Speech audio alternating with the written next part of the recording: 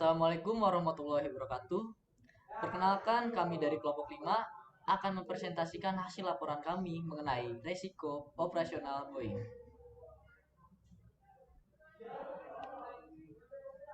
Sebelumnya izinkan kami memperkenalkan diri terlebih dahulu. Kelompok 5 yang terdiri dari Alexandra Novira, Muhammad Riki Darmawan, Muhammad Rafi Rasjid, Dianina Rirarti Rahardian. Yang pertama adalah latar belakang. Boeing memutuskan untuk mengembangkan produk pesawat terbarunya yang dijuluki 787 Dreamliner dengan tujuan merangsang pertumbuhan, pendapatan, dan mengukir namanya di industri penerbangan. 787 Dreamliner disusun sedemikian rupa bukan hanya untuk membawa sebuah perubahan signifikan dalam produk pesawat terbang, namun juga menjadi sebuah rantai pasok baru ya untuk mengurangi biaya dan waktu. Kendati investasi dan upaya yang dilakukan, ada pengunduran jadwal penerbangan pertama dan penundaan pengantaran untuk para calon penumpang. Resiko operasional. Yang pertama ada resiko teknologi. Dalam proses produksi pesawat 787 Dreamliner melibatkan banyak teknologi yang belum terbukti, sehingga Boeing menghadapi banyak masalah terkait teknologi yang digunakan dan berakhir pada penundaan pengiriman serta penerbangan. Selanjutnya akan dijelaskan oleh teman saya. Saya akan menjelaskan mengenai masalah-masalah terkait teknologi. Yang pertama, masalah keamanan gabungan badan pesawat. 787 Dreamliner dibuat dengan gabungan beberapa material, yaitu 15% aluminium dan 12% titanium. Gabungan material ini belum pernah digunakan dalam ukuran yang digunakan Boeing, sehingga menyebabkan risiko ketidaklayakan produk pesawat karena alasan keamanan. Dan apabila ada sambaran petir, pesawat Dreamliner berpotensial mengalami kerusakan pada bagian sayap pesawat. Lalu masalah penukaran mesin. Salah satu keuntungan dari konsep model 787 adalah menawarkan maskapai penerbangan untuk menggunakan mesin dari dua merek mesin yang berbeda secara bergantian. Namun karena adanya kesulitan teknis dan beberapa suku cadang tidak memadai antara satu mesin dengan mesin lainnya, akhirnya memakan waktu hingga 12 hari hanya untuk mengganti mesin dari satu model ke model lainnya. Padahal Boeing menjanjikan bahwa proses penukaran mesin bisa dilakukan dalam kurun waktu 24 jam. Lalu yang ketiga adalah weight issues. Pada bulan Mei 2009, 787 dilaporkan memiliki kelebihan berat sebesar 8% dari model yang telah direncanakan pada awal. Menurut para analisis, semakin berat pesawat maka akan ada nada pengurangan pada kecepatan dan jangkauan terbang. Dan pengurangan ini yang berbanding terbalik dengan keuntungan-keuntungan yang telah dipromosikan oleh Dreamliner. Lalu masalah keamanan jaringan komputer. Susunan elektronik dalam 787 menempatkan hiburan elektronik penumpang dalam jaringan komputer yang sama dengan sistem kontrol pesawat. Hal ini meningkatkan kekhawatiran keamanan mengenai sabotase pesawat atau serangan teroris. Next.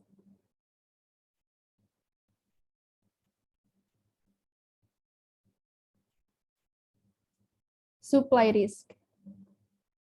Boeing mengandalkan mitra strategis tingkat 1 untuk proses pengembangan dan pembuatan seluruh bagian Dreamliner yang berbasis pada teknologi yang belum terbukti, sehingga jika ada kerusakan pada rantai pasok bisa menyebabkan penundaan pada semua proses pembuatan pesawat. Penundaan penerbangan pertama disebabkan karena kekurangan suku cadang dan perangkat lunak. Jaringan komputer ExoStar dinyatakan kurang efisien menyediakan informasi dalam rantai pasok. Lalu adanya miskomunikasi antara salah satu mitra strategis tingkat 1 yang menggunakan Advanced Integration Technology atau AIT tanpa memberitahu Boeing. Lalu karena adanya perbedaan kebudayaan, beberapa mitra strategis dari tingkat 2 dan 3 tidak menerima informasi yang sama melalui sistem ExoStar. Next. Lalu ada risiko proses. Desain rantai pasok 787 merupakan penyebab utama penundaan. Dikarenakan apabila ada salah satu pengiriman dari mitra strategis tingkat 1 yang terlambat, maka jadwal pengiriman pesawat terbang akan ditunda juga. Lalu risk sharing contract, yaitu mitra strategis yang tidak akan dibayar sampai pesawat selesai disertifikasi untuk penerbangan. Sehingga mereka menyadari bahwa mereka mungkin mendapat hukuman apabila mereka menyelesaikan tugas sebelum mitra lain. Sehingga akhirnya mereka bekerja lebih lamban. Next.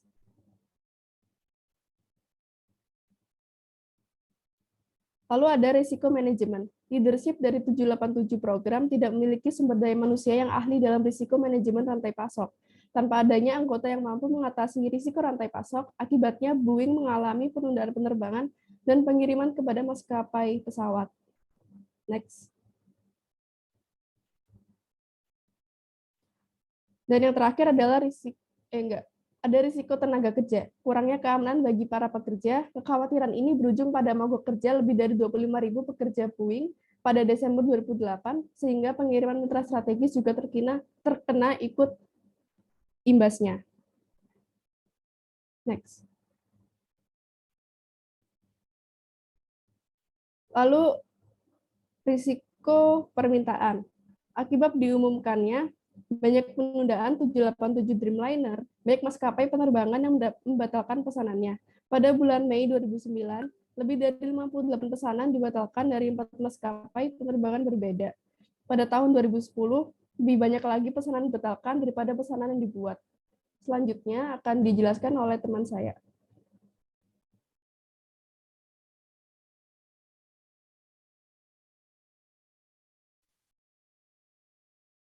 Selanjutnya itu ada strategi alternatif untuk mengurangi risiko program. Next. Yang pertama ada mitigasi risiko teknologi. Di sini, Boeing dapat melakukan desain ulang pesawat dengan model dan bahan yang baru, pemilihan tenaga ahli, serta bahan harus diperhatikan dengan baik, agar kesalahan yang terjadi sebelumnya tidak terulang kembali. Bobot pesawat juga perlu diperhatikan demi keamanan. Sistem teknologi komputer yang digunakan juga harus diupdate dengan sistem baru yang lebih baik untuk meminimalisir gangguan. Yang kedua ada mitigasi risiko rantai pasok. Di sini Boeing dapat memenuhi mitra rantai pasok mereka dengan penyusunan struktur yang lebih jelas. Perusahaan juga dapat melakukan evaluasi secara rutin dan menyeluruh agar terjadi perkembangan dalam proses produksi pesawat. Boeing juga dapat menunjuk rantai pasok yang mumpuni agar terhindari dari resiko keterlambatan produksi. Yang ketiga ada mitigasi resiko proses. Di sini Boeing seharusnya membuat kontrak struktur mengenai pembayaran dan penalti apabila terjadi suatu keterlambatan saat proses produksi berlangsung. Next. Yang keempat ada mitigasi resiko manajemen. Di sini Boeing dapat melakukan evaluasi dan pemilihan tenaga ahli yang profesional. Lakukan training dan evaluasi secara rutin agar masalah yang memungkinkan untuk terjadi dapat diantisipasi dan proses produknya berjalan dengan lancar. Yang kelima ada mitigasi resiko tenaga kerja. Aturan mengenai keamanan dan kenyamanan dalam bekerja harus diberlakukan, terlebih dalam bidang pembuatan pesawat seperti ini. Tenaga ahli yang terjun langsung dalam proses wajib dilindungi keamanannya agar saat mereka bekerja dapat menghasilkan produk dengan kualitas yang baik. Pengurangan outsourcing dan peningkatan upah bagi kerja dapat menjadi solusi lain untuk masalah ini. Yang keenam, mitigasi risiko permintaan. Di sini transparansi terhadap perkembangan produksi tentu menjadi hal yang dapat dipertimbangkan. Perusahaan dapat memberitahu perkembangan sehingga pelanggan dapat menyesuaikan permintaan mereka tersebut. Beri rasa percaya dan jalin komunikasi yang baik agar perusahaan mampu memenuhi tingkat permintaan pelanggan tersebut. Selanjutnya akan dijelaskan oleh teman.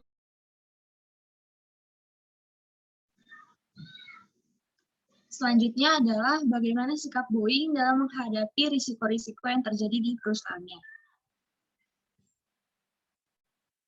Yang pertama dari risiko teknologi. Menyikapi adanya kesalahan dalam desain, Boeing melakukan desain ulang untuk meningkatkan keamanan badan pesawat mereka. Boeing melakukan ini dengan bahan tambahan yang bertujuan memperkuat struktur sayap pesawat. Dengan bahan tambahan ini, Boeing berkomitmen maka pesawat yang didesain akan bertambah bobotnya, sehingga Boeing tetap berusaha mengurangi untuk final desain pesawat ulang mereka.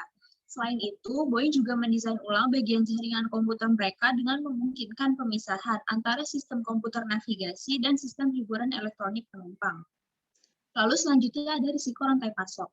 Yang pertama, Boeing menyadari adanya kekurangan pada pemasok mereka dalam proyek pengembangan pesawat ini, sehingga mereka memastikan perkembangannya dengan mengambil kembali kendali atas proses tersebut. Maka Boeing melakukan akuisisi unit dari Ford Aircraft Industries yang merupakan mata rantai paling lemah pada rantai pasok Boeing 787. Boeing melakukan akuisisi ini pada tahun 2008 dan 2009. Yang kedua adalah Boeing menunjuk ahli manajemen yang mampu mengelola pengembangan proyek dan mengurangi penundaan penyelesaian produksi pesawat. Patrick Shanahan menjadi sosok terpilih yang terbukti mampu mengatur manajemen rantai pasok dengan baik, sehingga Shanahan bertanggung jawab untuk mengkoordinasikan semua kegiatan untuk pesawat utama Boeing, terutama Dreamliner.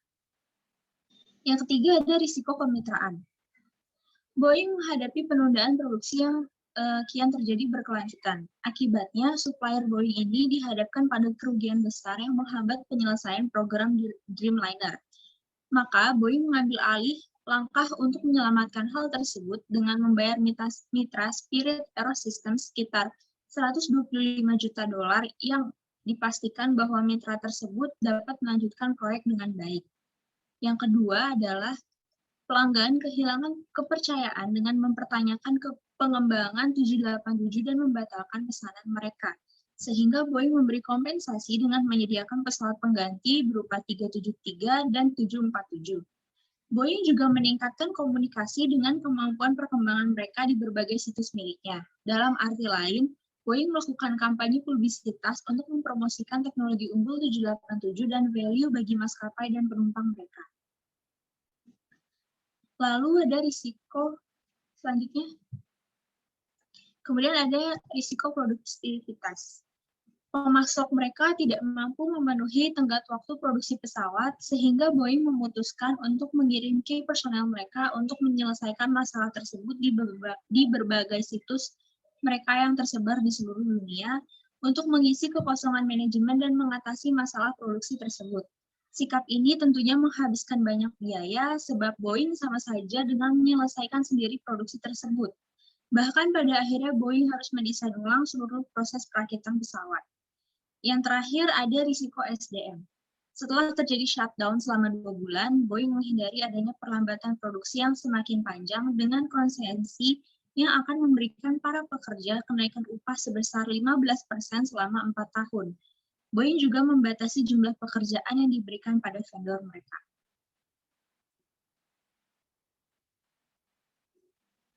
Ya, sekian hasil presentasi kami. Mohon maaf bila ada kurang atau salah-salah kata. Semoga presentasi yang kami sampaikan dapat mudah tersampaikan.